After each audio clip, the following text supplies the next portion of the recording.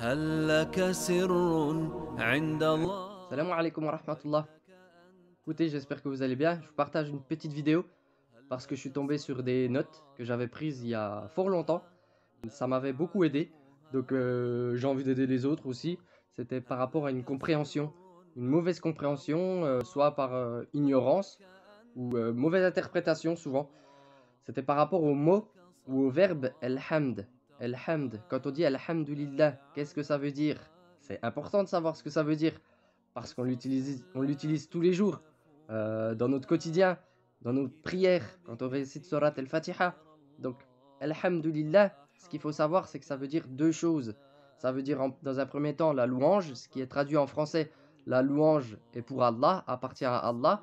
Et dans un second temps, qui est souvent oublié, c'est quoi? C'est le remerciement. Le remerciement appartient aussi à Allah. Donc il y a les deux notions de louer et de remercier. Il faut savoir que louer et remercier, c'est pas la même chose. On peut louer sans remercier et on peut remercier sans louer. Alors pour faire simple, hein, la différence entre la louange et le remerciement. Donc on loue quelque chose ou quelqu'un qui nous impressionne, une belle voiture, quelqu'un qui a fait quelque chose d'impressionnant, un salto vrillé, j'en sais rien. Et on remercie une personne parce qu'elle nous a donné ou fait quelque chose. Donc on lui dit merci, d'accord? Ensuite, en arabe, il y a deux autres mots qui peuvent signifier la louange et le remerciement. Ces deux mots, c'est el-madh lillah, c'est pour dire la louange est pour Allah, et el-shukr lillah, ça veut dire le remerciement est pour Allah. Pourquoi, par exemple, dans Surat al-Fatiha, Allah n'a pas dit el-madh lillah wa shukr lillah? Eh ben, il l'a pas dit parce que de un, ça fait plus long, el-hamd, ça englobe les deux, c'est beaucoup plus pratique. Et de deux, c'est parce que Alhamd, c'est obligé d'être sincère. Quand on dit Alhamdulillah, il y a la sincérité. Et j'y viens. Maintenant, l'éloge qui peut être un mensonge, quand on dit on peut faire l'éloge de quelqu'un ou faire l'éloge à quelqu'un ou pour quelque chose, et on peut mentir.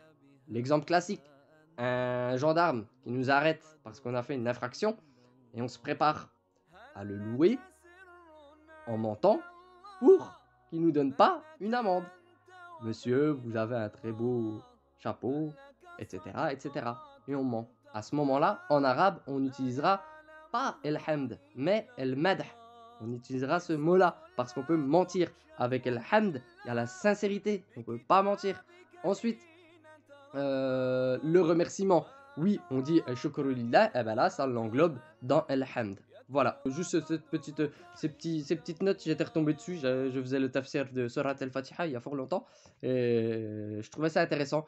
Retenez bien une chose, c'est que Alhamd n'est pas qu'une parole, c'est une attitude. Différence entre les deux.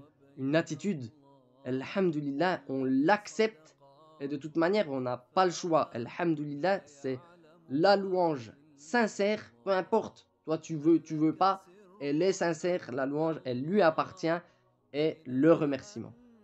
Voilà, allez, salam alaikum, portez-vous bien. هل لك صدقات تخفى لا يعلمها إلا